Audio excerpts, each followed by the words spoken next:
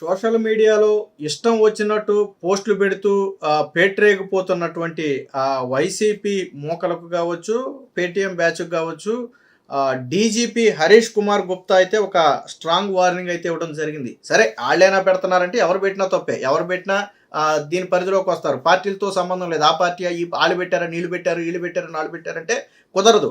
అసభ్య పదజాలంతో కించపరిచే విధంగా కావచ్చు, మహిళలను కించపరిచే విధంగా కావచ్చు, అన్నిటికీ మించి అసత్యాలను ప్రచారం చేయటం కావచ్చు, రాష్ట్ర ప్రభుత్వం మీద దుష్ప్రచారం చేయటం కావచ్చు, ఫేక్లు మార్పింగ్లు చేయటం కావచ్చు, ఇలాంటి వాటి మీద సివియర్ రియాక్షన్ ఉండబోతుంది. దీనికోసం అంటే ఒక సిస్టమ్ని కూడా ఏర్పాటు చేశామని చెప్పి మానిటర్ చేయడానికి, సోషల్ మీడియాను పూర్తిగా నిరంతరం మానిటర్ చేయడానికి ఒక సిస్టమ్ను కూడా ఏర్పాటు చేశామని చెప్పి నిన్న హరీష్ కుమార్ గుప్తా మీడియాతో మాట్లాడుతూ చెప్పడం జరిగింది. ఇప్పటి వరకు దాదాపుగా 1344 మందిని అరెస్టు చేశారు. అలాగే 1549 కేసులు పెట్టారు. 4529 అభ్యంతరకర పోస్టులను సోషల్ మీడియా నుంచి అయితే తొలగించడం జరిగింది. సంబంధిత సోషల్ మీడియా ప్లాట్ఫామ్కు పోలీసుల తరపు నుంచి ఒక నోటీస్ ఇచ్చి ఆ మ్యాటర్ని ఏదైతే ఇష్యూలు ఉన్నాయో ఆ ఫేక్ కంటెంట్లు కావచ్చు, మార్పింగ్లు కావచ్చు, ఆ పోస్టులు మొత్తం కూడా తొలగించారు. దాదాపుగా 4500కు పైగా తొలగించడం అయితే జరిగింది. సో సోషల్ మీడియా ఖాతాల్లో తప్పుడు ప్రచారాలు, వదాంతులపై జీరో టాలరెన్స్ విధానాన్ని అవలంబిస్తున్నట్టుగా స్పష్టం చేశారు. ఐటీ యాక్ట్తో పాటు బిఎన్ఎస్ కింద కూడా కేసులు నమోదు చేస్తున్నామని, నకిలీ ఖాతాల్లో పోస్టులు పెట్టి తప్పించుకు తినిగే వారిపై అబ్సెంటియా అనే విధానాన్ని కూడా అమలు చేస్తున్నామని చెప్పి చెప్పడం జరిగింది. సోషల్ ట్రబుల్ మాంగర్స్ పై ప్రత్యేక మానిటరింగ్ వ్యవస్థ ద్వారా నిఘా పెట్టామని, ఏఐ విశ్లేషణ, రియల్ టైం పర్యవేక్షణ, డిజిటల్ ఫోరెన్సిక్ విధానాలతో ఎటువంటి వారినైనా సరే గుర్తించి శిక్షిస్తామని చెప్పారు. అలాగే విదేశాల్లో ఉండి కొంతమంది నడుపుతారు. వైసీపీకి వచ్చింది ఏంటంటే వాళ్ళు విదేశాల నుంచి నడుపుతారు. వాటి ద్వారా తీవ్రమైనటువంటి అసభ్య పదజాలంతో దూషిస్తూ ఉంటారు. అలాంటి వారికి కూడా ఒక రకంగా స్ట్రాంగ్ హెచ్చరిక ఏంటంటే ఎల్ఓసి జారీ చేస్తారు ఇక్కడ. అంటే ఇక వాళ్ళు దేశంలోకి రాలేని పరిస్థితి ఏర్పడుతుంది. సరే అక్కడ ఉన్నప్పుడు వాళ్ళ ఆటలు సాగొచ్చు, కానీ ఎటువంటి పరిస్థితుల్లో కూడా దేశం రాలేరు. కానీ వాస్తవానికి వాళ్ళ కుటుంబాలు అన్నీ ఇక్కడే ఉంటాయి. సో అక్కడే ఉండాల్సిన పరిస్థితి. ఎల్ఓసి జారీ చేశారు అంటే ఖచ్చితంగా లుకౌట్ నోటీస్ వచ్చింది అంటే వాళ్ళు ఏ ఎయిర్పోర్ట్లో దిగినా కానీ ఇమీడియట్గా పట్టుకుంటారు. ఆల్రెడీ ఇప్పటికే కొంతమందిని అలాగా పట్టుకున్నటువంటి పరిస్థితి. ఏదో ఇటీవల కూడా ఒకళ్ళిద్దరు ఏదో వాళ్ళ తండ్రికి అనారోగ్యం బాగోకో ఏదో జరిగితే వచ్చిన తర్వాత కూడా పోలీసులు ఆ కార్యక్రమం అయ్యే వరకు ఉండి తర్వాత పట్టుకుని ఆ కోర్టుకు హాజరుపడితే తీసుకెళ్లి జైలు వేశారు. అంటే మేము విదేశాల్లో ఉంటాం కాబట్టి మేము అసభ్య కంటెంట్ పెట్టినా, అమ్మనా బూతులు మాట్లాడినా మమ్మల్ని ఎవరు ఏమూ చెయ్యరు అనుకుంటే మాత్రం ఖచ్చితంగా ఆ తప్పే. ఏది ఏమైనా ఆ వైసీపీ సోషల్ మీడియాలో రోజు రోజుకి ముఖ్యంగా ఫేక్ పోస్టులు, మనమే 2-3 రోజులకు ఒక ఫేక్ వీడియో గురించి చేస్తున్నాం. ఈవెన్ నిన్నగాక మొన్న కూడా మనం కాకినాడ పత్తిపోడ దగ్గర రోడ్డు వేస్తే ఆ రోడ్డును పరీక్షించడం కోసం అధికారులు టెస్ట్ చేయడం కోసం ఆ తార్ రోడ్డు మీద చిన్న హోల్ తీస్తే ఆ హోల్ని తవ్వేసి ఇదిగో కూటమి ప్రభుత్వం వేసినటువంటి రోడ్డు నాణ్యత అని చెప్పి ఒక ఫేక్ని క్రియేట్ చేశారు. తర్వాత అధికారులు దానికి సంబంధించినటువంటి పూర్తి వీడియోలు, వాళ్ళు చెకింగ్కి వెళ్ళినటువంటి వీడియోలు అవన్నీ కూడా విడుదల చేయడం జరిగింది. ఇలా 1 కాదు 2 కాదు అనేక ఫేక్ ప్రచారాలు. వాస్తవానికి జరిగేది ఒకటి, వీళ్ళు చెబుతున్నది ఒకటి. అంటే వదాంతులు అంటాం కదా. ఇప్పుడు సోషల్ మీడియా గ్రూపుల్లో కూడా అడ్మిన్ బాధ్యత వహించాలని చెప్పి పోలీసులు హెచ్చరికలు జారీ చేస్తున్నారు. ఏదైనా మీరు ఒక గ్రూప్కి అడ్మిన్గా ఉండుంటే ఆ గ్రూప్లో వచ్చే కంటెంట్కి మీరు బాధ్యత వహించాలి. పెట్టిన వ్యక్తితో పాటు అడ్మిన్ కూడా బాధ్యుడిగా మారతారు, అడ్మిన్ కూడా బాధ్యుడిగా మారుస్తామని చెప్పి పోలీసులు హెచ్చరికలు జారీ చేశారు. కాబట్టి అందులో వచ్చే కంటెంట్ ఎలాంటి కంటెంట్ అనేది అడ్మిన్ నిరంతరం గమనించుకుంటూ ఉండాలి. అలాగే లేదా అవసరమైతే అందరికీ పెట్టే ఆప్షన్ ఇవ్వకుండా కొంతమందికి మాత్రమే, లిమిటెడ్ పర్సన్స్కి మాత్రమే ఆ గ్రూప్లో కంటెంట్ పోస్ట్ చేసే అవకాశం ఇవ్వాలి, ఓన్లీ అడ్మిన్స్కి.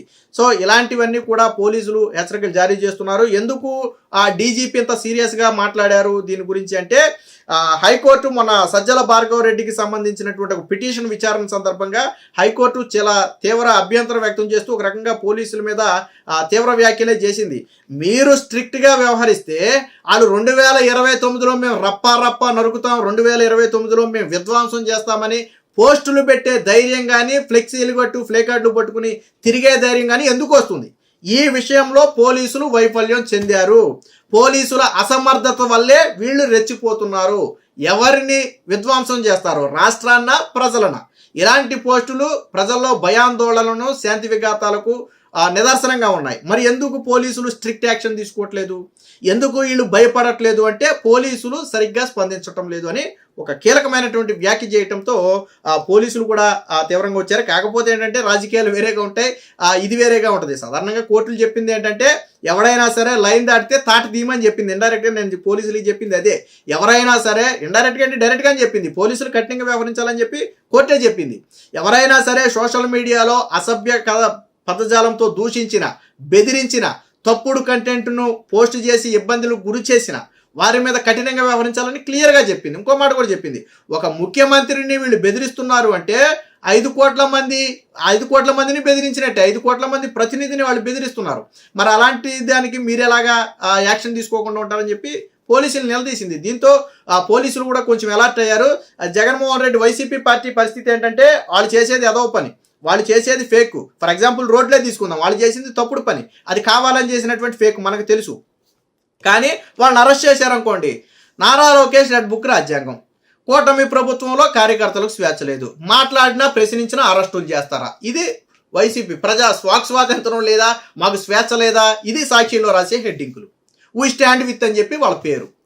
వాస్తవానికి రాజకీయ విమర్శలు ఎన్నైనా చేయండి, హుందాగా చేయండి, రాజకీయ విమర్శలు ఎన్నైనా చేసుకోవచ్చు, దాని గురించి అసలు అభ్యంతరమే లేదు, గంటలు మాట్లాడవచ్చు, వాళ్ళకి ఆ రైట్స్ ఉంది, ఆ స్వేచ్ఛ ఉంది. బట్ వ్యక్తిగత స్వేచ్ఛ పేరుతో మా ఇష్టం వచ్చింది మాట్లాడతామంటే ఊరుకో. రాజ్యాంగం కూడా అదే చెప్తుంది, స్వేచ్ఛ వరకు ఉంది.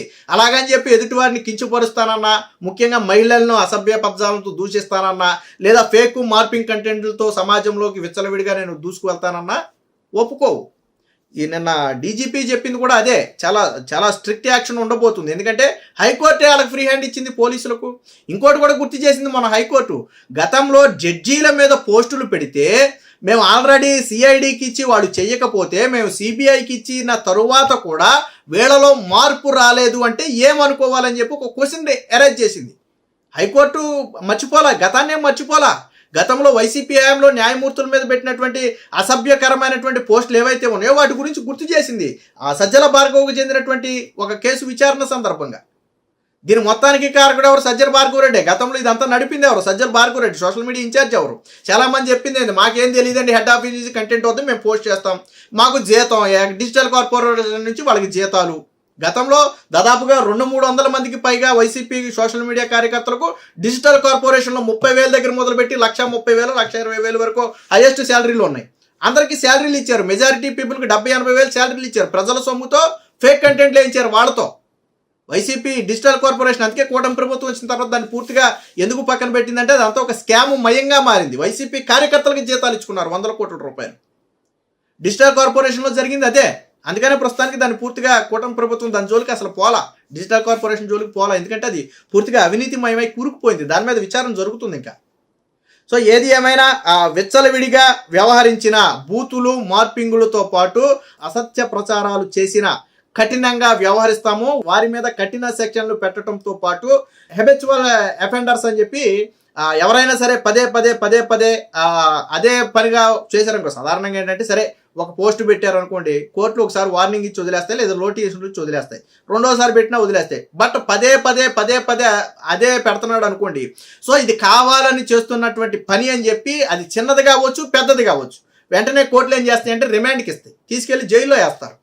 రిమాండ్ని అవసరమైతే పొడిగిస్తాయి. 3 నెలల నుంచి 6 నెలల వరకు జైల్లో ఉండాల్సిన పరిస్థితి ఏర్పడుద్ది. ఎందుకంటే పదే అదే పని చేస్తే ఇది కావాలని చేస్తున్నటువంటి కుట్రగా కోర్టులు కూడా భావిస్తాయి. ఏది ఏమైనా మొత్తంగా సోషల్ మీడియాలో వైసీపీ ఎవరైతే పేటీఎం బ్యాచ్ ఉన్నారో వారు మాత్రం తోక జాడిస్తే మాత్రం కట్ చేస్తామని చెప్పి పోలీసులు అయితే ఒక స్ట్రాంగ్ వార్నింగ్ అయితే ఇచ్చారు. ముఖ్యంగా కోర్టులు కూడా అలాంటి వారి పట్ల ఎట్టి పరిస్థితుల్లో ఉపేక్షించొద్దు. పోలీసులు కఠినంగా వ్యవహరిస్తేనే వీళ్ళందరూ కంట్రోల్లో ఉంటారు. కాబట్టి ఎట్టి పరిస్థితుల్లో పోలీసులు అలాంటి వాళ్ళని ఉపేక్షించొద్దని స్వయంగా హైకోర్టే వారికి ఫ్రీ హ్యాండ్ ఇవ్వడంతో పోలీసులకు ఇప్పుడు పోలీసులు కూడా దీన్ని చాలా సీరియస్గా తీసుకున్నారు. ఏది ఏమైనా ఇక నుంచి వైసీపీ పేటీఎం బ్యాచ్ ఆగడాలైతే సాగే పరిస్థితి లేదు.